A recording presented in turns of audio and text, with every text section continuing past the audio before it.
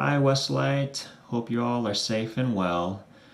These past 2 weeks have been very heavy, and they've highlighted the inequality in our nation, and we grieve with all the parties involved. And the question then becomes, what do we do as responsible believers in Christ, as Christians, in response to what's going on now? And I want to provide one passage that might help us decide or point us in a direction of action here.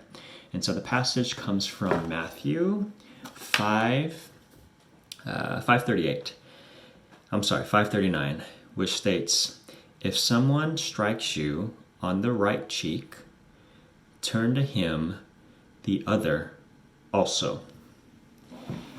And so I want us to get into the framework or mindset of the striker. And notice that the writer says the right cheek. He doesn't say the left cheek, he doesn't say the cheek in general, but he says the right cheek. So if we're to get in the mindset of the striker is going to hit the right cheek one of two ways.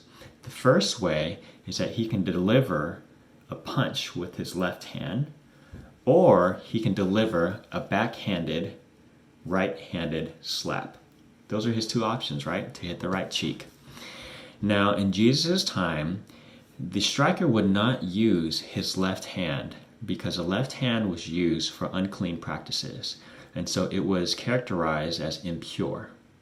And so if we were to deduce here, the only way that he would be able to strike the right cheek would be giving a right-handed, backhanded slap. Now, what did this right-handed, backhanded slap characterize back in Jesus' time?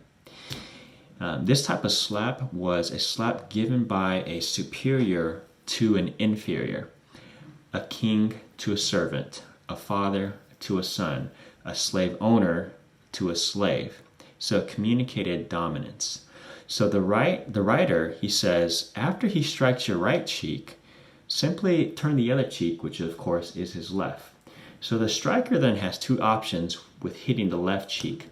He can either deliver a straight hand right punch, or he can deliver a backhanded left-handed slap.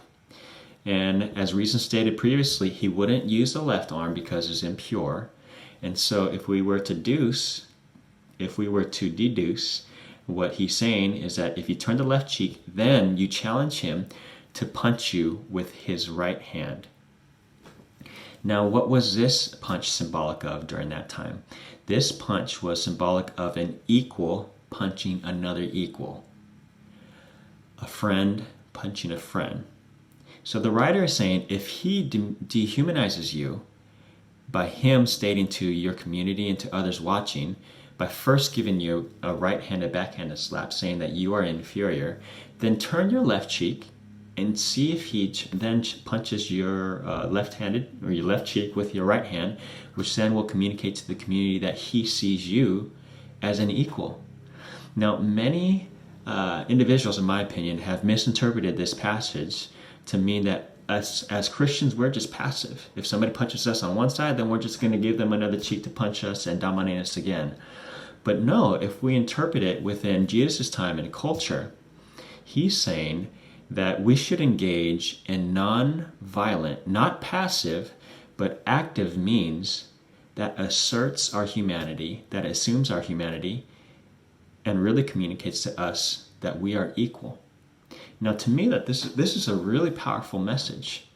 And if we think about passivism, it's really a non-passive way to be a pacifist. And if you think historically who are famous pacifists, we can think of MLK, Martin Luther King. We can also think of Gandhi. These are people who are non-violent, very active people who really championed peace and really spoke for the respect of all individuals. Now, if we're to take this message and apply it to our time today, what are some practical means where we can apply this passage? One thing we can do is that we need to check to make sure that our biases don't treat people as unequal. So whether it's people's creed, color, race, gender, age, sexuality, ethnicity. We need to make sure that in our language and in our speech, we're respecting all people. The second thing that we can do is we can have really healthy conversations and dialogue with people outside of our community. Talk to people outside of our culture. Talk to people in different occupations, like cops, for example, and make sure that these dialogues are respectful and they're nonviolent, that they're peaceful, and that they strive towards mutual understanding and unity. Another thing that we can do is we can clean our streets.